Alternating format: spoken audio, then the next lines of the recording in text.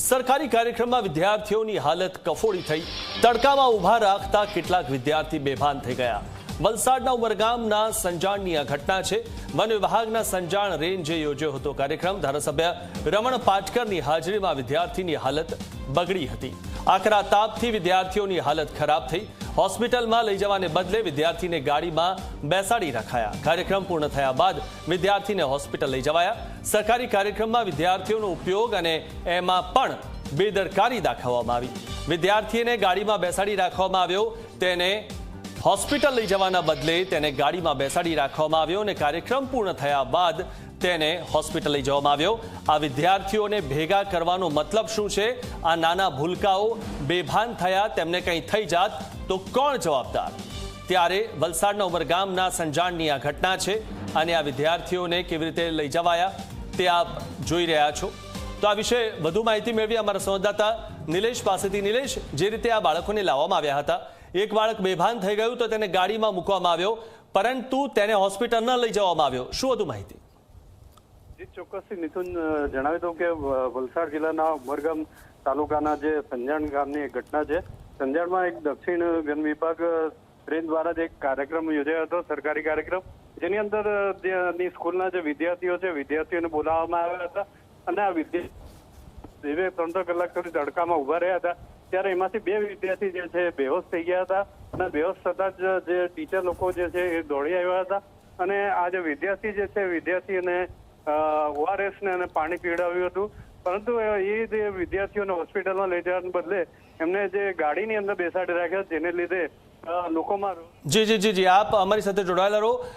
ધારાસભ્ય રમણ પારકર અમારી સાથે જોડાઈ ચૂક્યા છે। રમણભાઈ, આપનું સ્વાગત છે ઝી 24 કલાકમાં।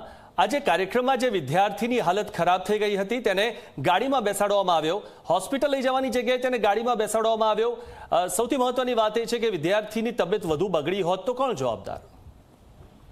સ્વાભાવિક રીતે 10 વાગ્યાનો મોર્નિંગનો સવારનો સમય હતો અને અમે ત્યાં કે મોટું ફંક્શન અને 2 કલાકનું ફંક્શન નહીં હતું, માત્ર 10 મિનિટની અંદર ફંક્શનની અંદર ડીએફઓ જે ડીએફઓ કહેવાય છે ને, દક્ષિણ ગુજરાતના વન અધિકારી, એ ત્યાં ઉપસ્થિત હતા, મામલેદાર ઉપસ્થિત હતા, ટીડીઓ ઉપસ્થિત હતા, ધારાસભ્ય તરીકે હું પણ હતો, 3 જિલ્લા પંચાયતના સભ્ય હતા, 4 અમારા તાલુકા પંચાયતના સભ્ય હતા, સરપંચ હતા અને ટોટલ ગામ લોકો સાથે મળીને એને જનજાગૃતિ લાવવાની આ સરકારનો પણ ઉદ્દેશ છે અને એટલા માટે એનું નામ દેશના વડાપ્રધાને આપ્યું છે કે વન એક પેડ માં કે નામ, બરાબર?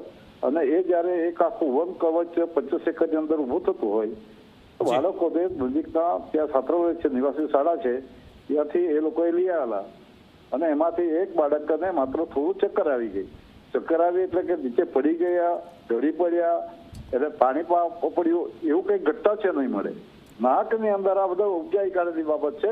ત્યાં સાયરામાં ગાડીમાં બેસાડ્યા એટલે 10 મિનિટમાં ઓકે થઈ ગયા, બરાબર। રમણભાઈ, આ જે વિદ્યાર્થીઓને આઈસરમાં ઠૂસીને લઈ જવામાં આવ્યા, તેમને કોઈ એસી ગાડીમાં નહોતા લઈ જવામાં આવ્યા કે ન તો કોઈ બસમાં લઈ જવામાં આવ્યા હતા? આ જે આઈસરમાં લઈ જવામાં આવ્યા ત્યાં તેમને ગરમી પણ લાગી હશે, આ દ્રશ્યો પણ આપણી સામે છે।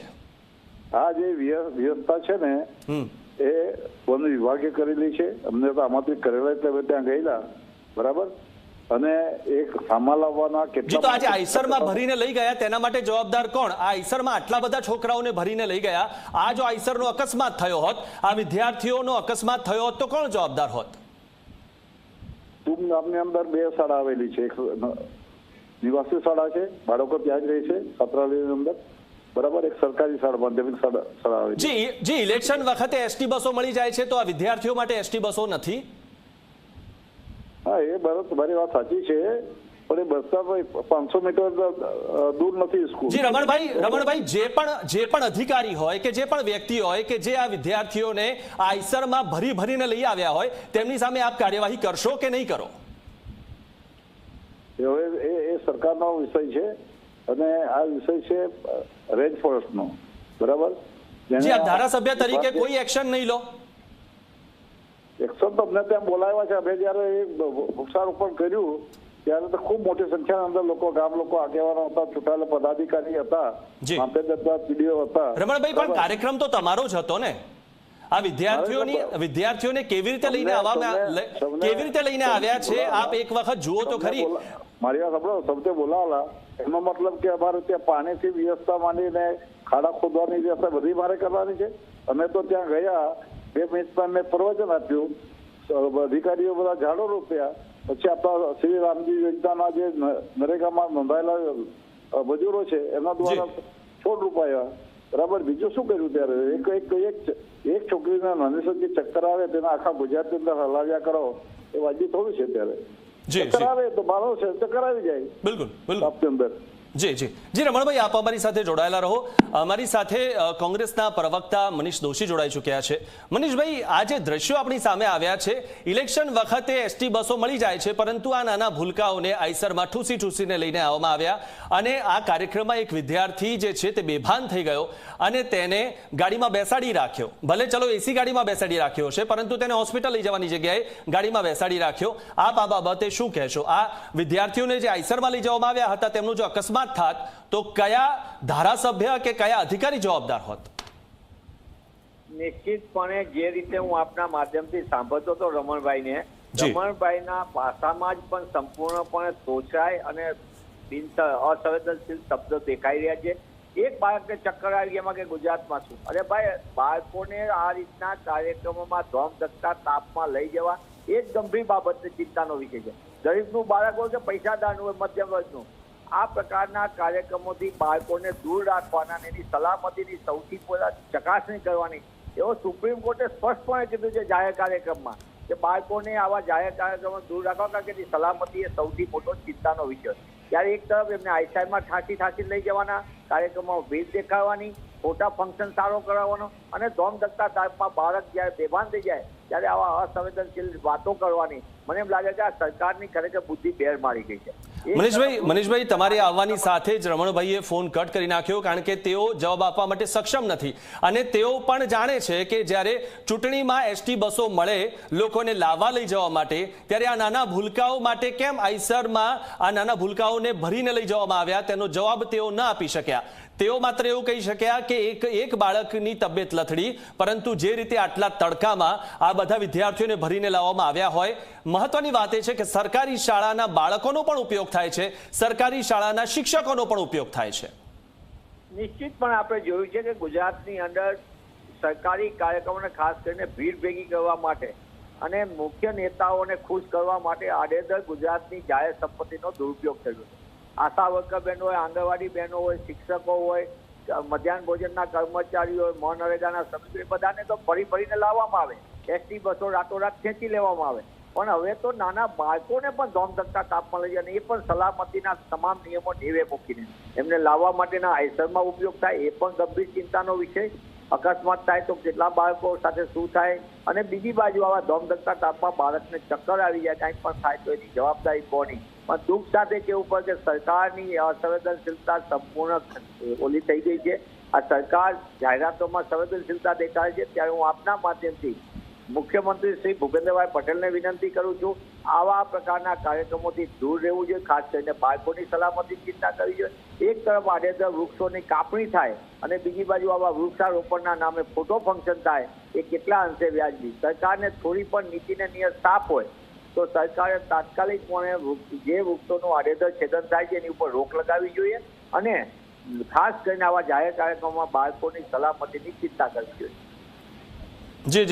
જી બિલકુલ મનીષભાઈ, જે રીતે આ દ્રશ્યો જે આપણી સામે છે તેમાં આ જે બાળક જે ઢળી પડ્યો હતો તેને ઉચકીને લઈ જવો પડ્યો. સેનાના જવાન તેને ઉચકીને લઈ જઈ રહ્યા છે, તેને ગાડીમાં બેસાડી રહ્યા છે, પરંતુ સૌથી મહત્વની વાત એ છે કે ત્યાંથી તેને સીધો હોસ્પિટલ લઈ જવાનો હોય ત્યારે તેને એક ગાડીમાં બેસાડી દેવામાં આવે છે અને કાર્યક્રમ પૂરો થયા બાદ તેને હોસ્પિટલ લઈ જવામાં આવે છે. ત્યારે આ કાર્યક્રમની વચ્ચે જો તે વિદ્યાર્થીની હાલત વધુ બગડી હોત, તે બેભાન થઈ ગયો હોત અથવા તો તેના સાથે વધુ કંઈ થયું હોત તો જવાબદાર કોણ? સૌથી મહત્વની વાત એ છે કે રમણભાઈ જ્યારે અમારી સાથે જોડાયા અને એમને અમે પ્રશ્ન પૂછ્યો કે જે કોઈ અધિકારી હોય, કદાચ તમે કીધું ના હોય, પરંતુ જે કોઈ અધિકારી આ રીતે વિદ્યાર્થીઓને ઠૂસીને લઈ આવ્યા હોય તે અધિકારી સામે પગલાં લેવાશે કે કેમ, તો તેનો પણ જવાબ ના આપી શક્યા. નિશ્ચિતમાં એટલે એક તરફ ભીડ કરીને ફોટો ફંક્શન કરવાના અને વાહવાઈ લૂંટવાની, બીજી બાજુ કોઈ પણ ના બાળક, ગરીબ હોય કે મધ્યમ વર્ગ હોય કે સામાન્ય વર્ગ હોય કે પૈસાદાર હોય, બાળક એ બાળક છે, એની સલામતીની ચિંતા કરવી જોઈએ. આ એક બાળકનો સવાલ ન ગણાય, એના મા બાપ માટેથી પોતાનું બાળક છે 100%માં ગણાય, આપણી માટે અજાયમાનું એક ગણાય. એવા સંજોગોમાં આટલી ગંભીર ચૂક થયા પછી એને તાત્કાલિક 108થી બોલાવીને એમને ફંક્શન ચાલુ રાખીને ફોટો ફંક્શન ચાલુ રાખવા તો રાખત, પણ તમે એ બાળકને તો સલામતી માટે, એની આરોગ્ય ચકાસણી માટે તાત્કાલિક 108ની રોલામાં લઈ જવા જોઈએ એમ્બ્યુલન્સમાં. બાળકને કંઈક વધુ ગંભીર ઘટના બની ગઈ તો કોણ જવાબદાર? એટલે શિક્ષણ વિભાગ ભ્રષ્ટાચારનું એપિસેન્ટર છે, એની સીધી જવાબદારી બને છે અને આવા કાર્યક્રમોથી બાળકોને દૂર રાખવા જોઈએ, એની સલામતીની ચિંતા કરવી. જી આભાર મનીષભાઈ અમારી સાથે જોડાયા તે બદલ. તો મહત્વની વાત એ છે કે સૌથી પ્રથમ જે આ દ્રશ્ય આપણી સામે આવ્યું, જેમાં વિદ્યાર્થીઓને ઠૂસીને લઈ જવામાં આવ્યા, વિદ્યાર્થીઓની આ સ્થિતિ માટે જવાબદાર કોણ છે? શું જે કોઈ અધિકારી હોય તેના પર સજા થશે, તેને સજા થશે? વન વિભાગના અધિકારીઓ કેમ ભાન ભૂલી ગયા? આ વિદ્યાર્થીઓને ઘેટા બકરાની જેમ ઠૂસીને લઈ આવવામાં આવ્યા. ધારાસભ્યશ્રી, તમારી હાજરીમાં આવી બેદરકારી કેમ થઈ રહી છે? તમે કેમ જવાબ નથી આપી શકતા? જવાબદારો સામે ક્યારે કાર્યવાહી થશે? વિદ્યાર્થીની તબિયત બગડી તો સારવાર કેમ ન અપાઈ? તેને કંઈ થઈ ગયું હોત તો તમે જવાબદાર હોત? તમે જવાબદારી લો છો? કારણ કે આ વિદ્યાર્થીઓ જે તડકામાં બેઠા છે, કારણ કે નેતાઓ તો પંખા અથવા એસીમાં બેઠા હોય છે, ત્યારે આ વિદ્યાર્થીઓને તડકામાં ઊભા રાખવામાં આવતા હોય છે. તેમને જે રીતે લઈ આવવામાં આવ્યા, તે આઈસરમાં લઈ આવવામાં આવ્યા, ઠૂસીને ઘેટા બકરાની જેમ લઈ આવવામાં આવ્યા. શું આ રીતે સરકારી શાળાના વિદ્યાર્થીઓનો ઉપયોગ થાય છે? સરકારી શિક્ષકો છે તેમનો તો ઉપયોગ થાય જ છે, હવે વિદ્યાર્થીઓનો પણ આ રીતે ઉપયોગ થવા લાગ્યો છે.